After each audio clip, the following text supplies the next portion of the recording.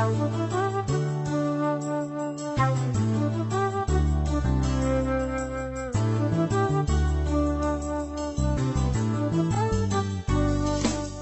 Usain அவர்கள் இப்பொழுது மருந்தாகும் உணவு என்ற தலைப்பில் கருத்துரையாற்ற இருக்கின்றார்கள். அவரை அன்போடு அழைக்கின்றோம்.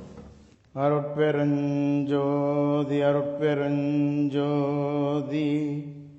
தனிப்பெரும் கருணை அருட்பெருஞ்சோதி எல்லாம் செயல் கூடும் என்னானை அம்பலத்தே எல்லாம் வல்லான் தனையே ஏத்து அருட்பெருஞ்சோதி அருட்பெருஞ்சோதி தனிப்பெரும் கருணை அருட்பெருஞ்சோதி.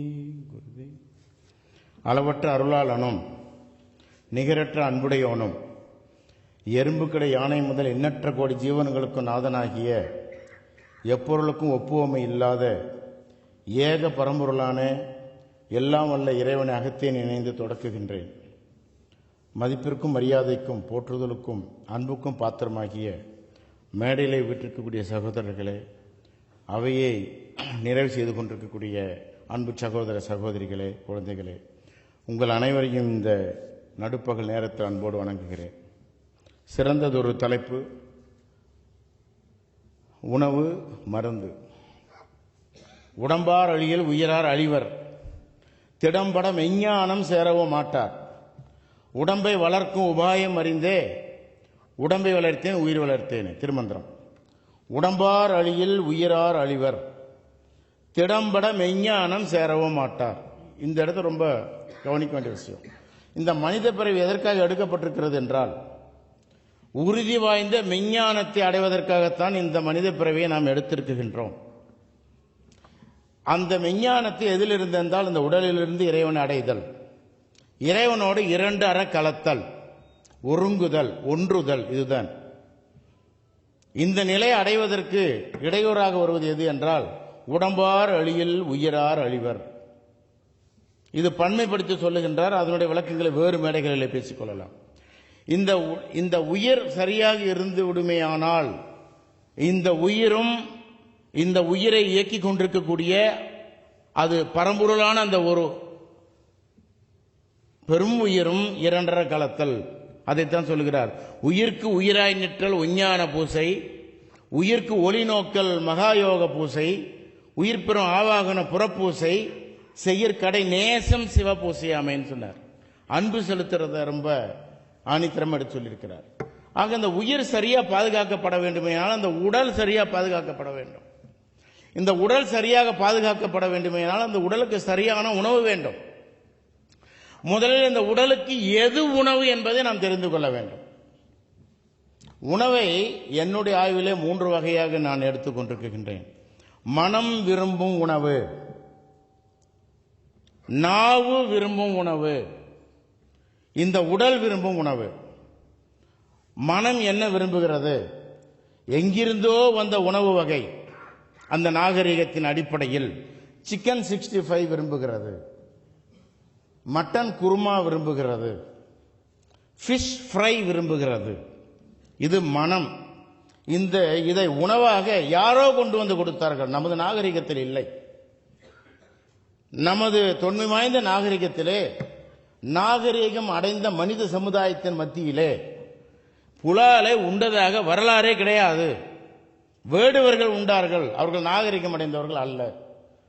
இது வேறு வெளியிடத்திலிருந்து வந்தது. சரி, பரவாயில்லை, அதை உணவு என்று எடுத்துக்கொண்டார்கள். அதை பழகிவிட்டவர்கள், அந்த என்னை போன்று யாராவது இதை உண்ணக்கூடாதுங்க, உடலுக்கு பாதிப்பு ஏற்படும் அப்படின்னு சொல்ல ஏற்றுக்கிட்டவங்க அந்த மனம் விரும்புவதை தவிர்த்து விடுகிறார்கள். இது மனம் விரும்பும் உணவு. அடுத்தது நாவு விரும்பும் உணவு. நேற்று வரை எதையோ உண்டோமே, அந்த சுவை வேண்டும் என்று விரும்புவது இந்த நாவு. இந்த இடத்துல நீங்க ஒன்று தெரிஞ்சுக்கணும். அது ஆடா இருக்கட்டும், மாடாக இருக்கட்டும், கோழியா இருக்கட்டும், மீனா இருக்கட்டும், எதுவாக இருந்தாலும் சரி, அது மிக மிக துர்நாற்றம் உள்ளது, துர்மணம் உள்ளது. அதை நம்ம முதல்ல தெரிஞ்சுக்கிடணும். நான் ஒரு முறை பேசினேன். நம்ம ஏவிஎம் ராஜேஸ்வரி கல்யாண மண்டபத்தில் நடந்த காந்தி வள்ளலார் விழாவின் பொழுது நான் பேசியதை இஸ்லாமிய அன்பர்கள் எல்லாம் கேட்டு எனக்கு தொலைபேசியிலே பல வகையிலே அவர்கள் எப்படி பேச முடியுமோ அப்படியெல்லாம் என்னை பேசினார்கள், விளக்கம் கேட்டார்கள். நீங்கள் ஒரு சபையை ஏற்படுத்துங்கள், நான் விளக்கம் தருகிறேன் என்று சொன்னேன்.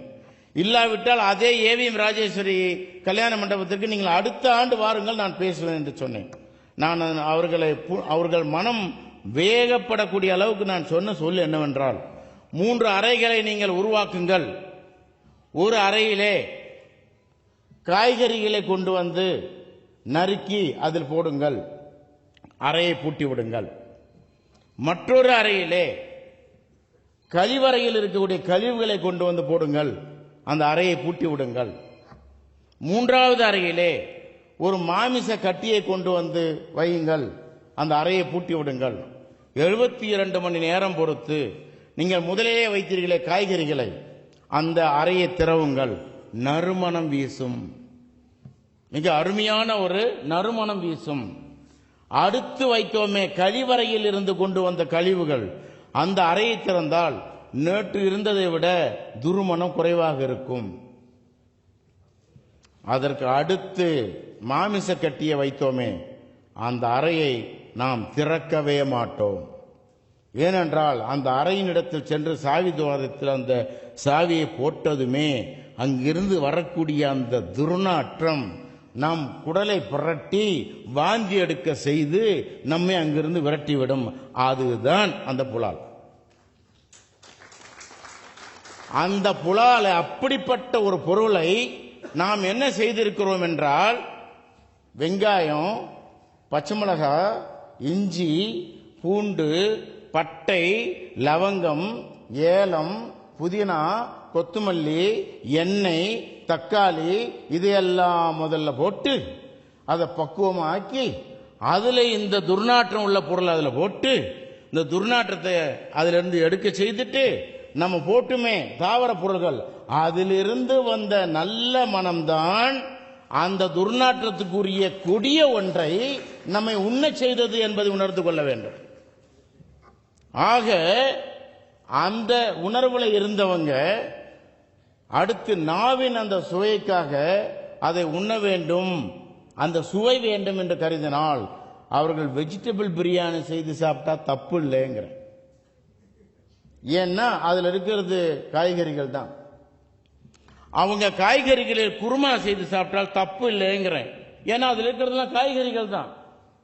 அப்படியே அவங்கள கொஞ்சம் கொஞ்சமா கொண்டு வந்துட்டு அதற்கு பிறகு சரியான மனநிலையோடு உணவு உண்ண வைக்க வேண்டும் என்பது எனது எண்ணம்.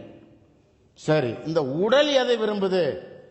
கார்போஹைட்ரேட் வேணுங்குது, மாவுச்சத்து, சர்க்கரை சத்து வேணுங்குது, புரதச்சத்து வேணுங்கிறது, கொழுப்பு சத்து வேணுங்குது. கொழுப்பு சத்துல 2 இருக்கு. ஒன்னு உருகும் தன்மை உள்ளது, மற்றொன்று உறையும் தன்மை உள்ளது. உருகும் தன்மை உள்ளதை நம்ம ஃபேட் அப்படின்னு சொன்னோம். உறையும் தன்மை உள்ளதுதான் கொலஸ்ட்ரால் சொன்னோம் ஆங்கிலத்தில். இதெல்லாம் சம விகிதத்தில் செயல்படணும். இதைத்தான் இந்த உடல் விரும்புகிறது. அவைகள் எல்லாம் செயல்படுத்துவதற்காக உயிரூட்டிகள் என்று சொல்லக்கூடிய விட்டமின்ஸ் தேவைப்படுகிறது. இவைகளைத்தான் இந்த உடல் விரும்புகிறது. அதற்கென்று ஒரு விகிதாச்சாரம், ஒரு அளவு இருக்கிறது. அந்த அளவு நிலையில் இந்த ஒவ்வொன்றையும் நாம் கொடுத்து விடுவோமே, ஆனால் இந்த உடல் அமைதியாக இருந்து விடும். அவ்வாறு இல்லாததனால் தான் இந்த உடல் கெட்டு விடுகிறது. சகோதர சகோதரிகளே, இந்த உடல் கெட்டுவிடுமையானால் இந்த உயிரும் கெட்டுவிடும். இரண்டும் கெட்டுவிடும் பொழுது அந்த உறுதி வாய்ந்த மெஞ்ஞானத்தை அடைவதற்காக நாம் எடுத்திருக்கின்றோமே இந்த பிறவி, அந்த பிறவியின் பயன் வீணாகி விடுகின்றது. அதற்கு இந்த உணவு எவ்வளவு அவசியம்? அப்படியானால் மனிதனுக்கு எதுதான் உணவு என்பதை சிந்திப்பதற்கு அழகான ஒரு திருக்குறளை தந்தார் நம்ம ஐயன். கொல்லாமை என்பது ஒரு அதிகாரம். கொல்லாமை என்கின்ற அதிகாரத்தினுடைய 2வது பாடல். இப்போ கூட அங்க ஐயா அடிகளார் வந்துட்டு அதை கொஞ்சம் தொட்டு காட்டிட்டு போனாங்க. 2வது பாடல், பகுத்துண்டு பல்லுயிர் ஓம்புதல் நூலோர் தொகுத்தவற்றில் எல்லாம் தலை. இந்த பாடல் வந்திருக்கிறது எதுல? கொல்லாமைங்கிற அதிகாரத்தில். இது விருந்தோம்பல்லையோ அல்லது அன்புடைமையிலையோ பண்புடைமையிலோ வேறு எதுலையுமே வரல. வந்தது விருந்தோம்பல்ல வந்திருக்கு. சரியா சொல்றாரு. பகுத்துண்டு பல்லுயிர் ஓம்புதல் நூலோர் தொகுத்தவற்றுள் எல்லாம் தலை. அதுக்கு பரிமேலழகர் என்ன சொல்றாரு தெரியுங்களா? உன்னிடத்தில் சிறிது உணவு இருந்து அதை மற்றவருக்கும் பகிர்ந்து அளித்து நீயும் உண்டால் நீ பல உயிர்களை காப்பாற்றியவனாக ஆகிறாய். இதையே எழுதிய முன்னோர்கள் எல்லாம் முதன்மையாக வைத்து எழுதியிருக்கிறார்கள் என்பதாக பரிமேலழகர் சொல்லுகின்றார். சகோதர சகோதரிகளே, பகுத்து என்பது ஒரு சொல், பகிர்ந்து என்பது வேறொரு சொல். திருவள்ளுவர் சரியான தமிழர். அவர் ஒன்றும் புரியாதவர் அல்ல, இலக்கண தமிழை விளங்காதவர் அல்ல. அவர் பகிர்ந்துண்டு பல்லுயிர் ஓம்புதல் என்று சொல்லி இருக்கலாம். அவர் ஏன் பகுத்துண்டு பல்லுயிர் ஓம்புதல் என்று சொன்னார்? பகுத்து என்றால் ஆய்ந்து என்பது பொருள்.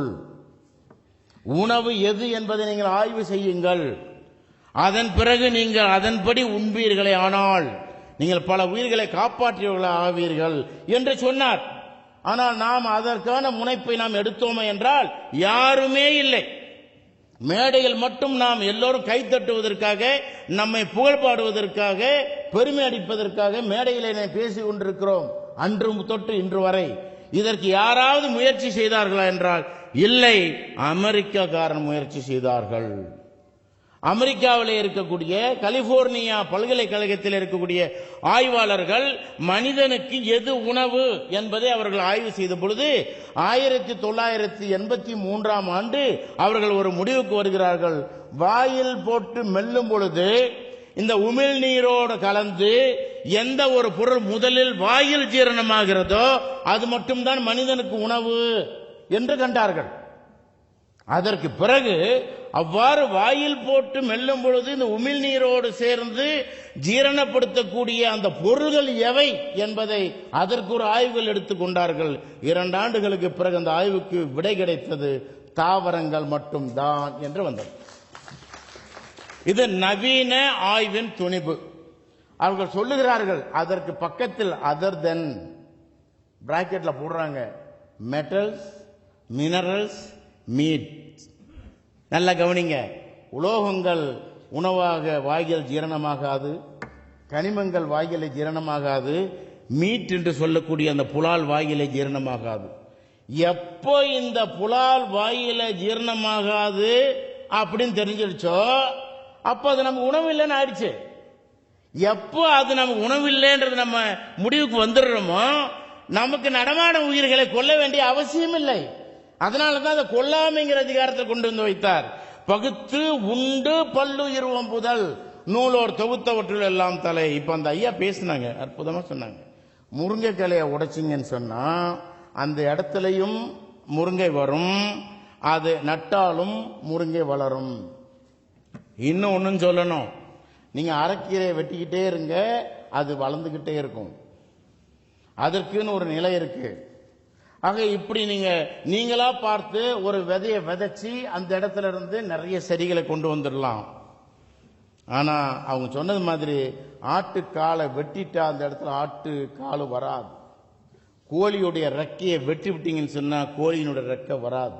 தர்மதீபிகைன்னு ஒரு நூல் சொல்லுது, பெற்ற மகவை பிற வைய கண்டாலும் உற்ற துயரம் நீ உணர்ந்துள்ளாய், பற்றி நீ தாயகல குஞ்சுகளை தான் கொன்று தின்கின்றாய், நீ அடைவது என்றோ நினை. நல்லா நினைச்சு பாருங்க.